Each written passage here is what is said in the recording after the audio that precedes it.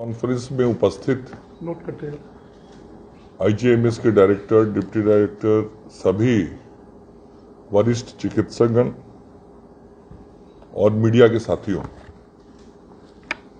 आज मुझे बहुत खुशी है कि आईजीआईएमएस में physiotherapy equipments, 2 modular OT, paediatric oncology ward और मॉलिक्यूलर फार्माकोलॉजी रिसर्च लैब, ये 4 कार्यों का आज उद्घाटन मेरे द्वारा यहाँ किया गया है और इसके लिए मैं आईजीआईएमएस परिवार को, निदेशक महोदय को अपनी ओर से बधाई और धन्यवाद देता हूँ।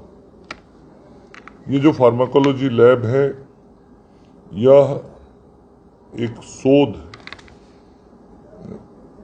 होने वाला स्थान है जहाँ हम रिसर्च भी करेंगे और यह एक शोध लैब की सुविधा ही केवल नहीं है, बल्कि ये एक राष्ट्रीय प्रतिबद्धता का प्रमाण भी है।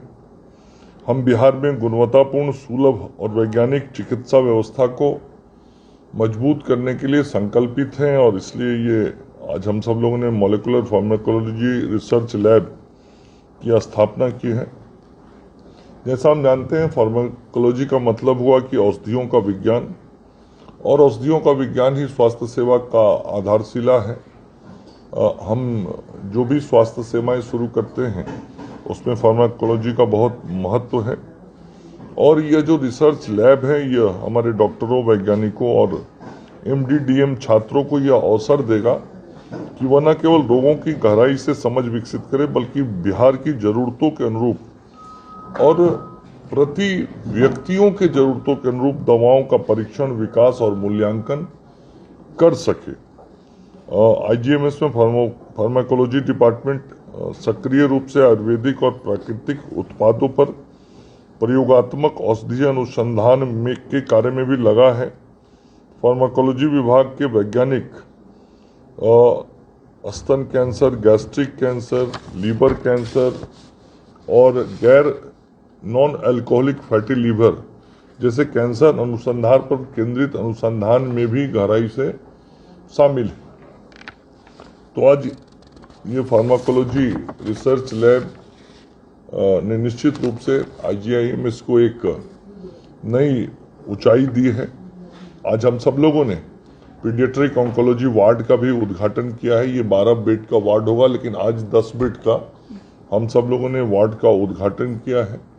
और ये पीडियाट्रिक ऑन्कोलॉजी वार्ड जो है, बिल्कुल जो हमारे बच्चे हैं उसमें बहुत पारिवारिक माहौल में, अच्छे माहौल में वो रहें, इलाज कराएं, खेलें, उनकी पढ़ाई भी हो वहाँ।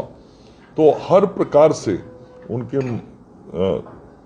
स्वास्थ्य सेवा का भी ध्यान रखा गया है, चिकित्सकीय व्यवस्था का भी ध्यान रखा गया है और उनका मनोरंजन भी हो, खेल कूद भी हो, ऐसा उसका निर्माण किया गया है। उसमें प्ले एरिया बनाया गया है और बच्चों की सुविधा के लिए अलग से साइकोलॉजिस्ट और डाइटिशियन भी वहाँ पे अपॉइंटेड हैं, जो बच्चों को सारी व्यवस्थाएं बताएंगी। और यह वार्ड संक्रमण से सुरक्षा, कमजोर प्रतिरक्षा के लिए बच्चों के अनुकूल बनाया गया है और इसमें बच्चे व परिवार को सकारात्मक वातावरण प्राप्त होगा। उसके अतिरिक्त आज हम सब लोगों ने वहाँ कैंसर हॉस्पिटल में आधुनिक मॉड्यूलर ऑपरेशन थिएटर का भी उद्घाटन किया। 2 मॉड्यूलर ऑपरेशन थिएटर की शुरुआत आज की गई है और इसमें कैंसर रोगियों को सर्जरी के दौरान और बाद में संक्रमण नियंत्रण के लिए उच्च गुणवत्ता वाले वेंटिलेशन और फिल्टरेशन सिस्टम शामिल है, जिसके बारे में निदेशक महोदय बता भी रहे थे उस मॉड्यूलर ओटी के अंदर। और इस कैंसर के खिलाफ लड़ाई में हम और अधिक प्रभावी साबित होंगे और यह न केवल चिकित्सकीय सुविधाओं के विस्तार का प्रतीक है, बल्कि हमारे लिए स्वास्थ्य सेवाओं की गुणवत्ता और दक्षता को भी उत्कृष्ट बनाने में बेहद महत्वपूर्ण है। लगातार हमारा ये प्रयास है कि राज्य की स्वास्थ्य सेवाओं को हम गुणवत्तापूर्ण और दक्षता में उत्कृष्टता लाएं जिससे लोगों को बेहतर सुविधाएं मिल सके। हम लोगों ने अत्याधुनिक फिजियोथेरेपी सेंटर का भी आज उद्घाटन किया है और मैं आभार व्यक्त करता हूं IOCL का, जिन लोगों ने अपने CSR फंड से राशि उपलब्ध कराई है IGIMS को, और उसके कारण आज ये अत्याधुनिक फिजियोथेरेपी उपकरणों से युक्त वार्ड का हम लोगों ने शुरुआत किया है और वहाँ लोगों को ये सुविधाएं मिलेंगी। इसमें विशेष तौर पे जो रीढ़ की हड्डी में दर्द होता है, स्लिप डिस्क होता है, या जो नस दबने के कारण समस्याएं आती हैं, उन सारे समस्याओं से निजात मिलेगा, उससे इलाज होगा। और विशेष तौर पे जो स्पाइन का प्रॉब्लम होता है और सर्वाइकल का, उस में ये बहुत काम आएगा ये मशीन। और इसका उद्देश्य है कि बिना सर्जरी के सुरक्षित और वैज्ञानिक तरीके से रीढ़ की हड्डी को डीकॉम्प्रेस कर दर्द और परेशानी को कैसे हम कम कर सकें, इस सोच के साथ ये मशीन लाया गया है।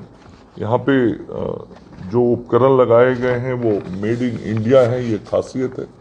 उसमें के कुछ उपकरण पहले इंपोर्ट होते थे, लेकिन अब स्वदेशी तकनीक पर आधारित ये सारे उपकरण लोगों को उपलब्ध हो रहे हैं।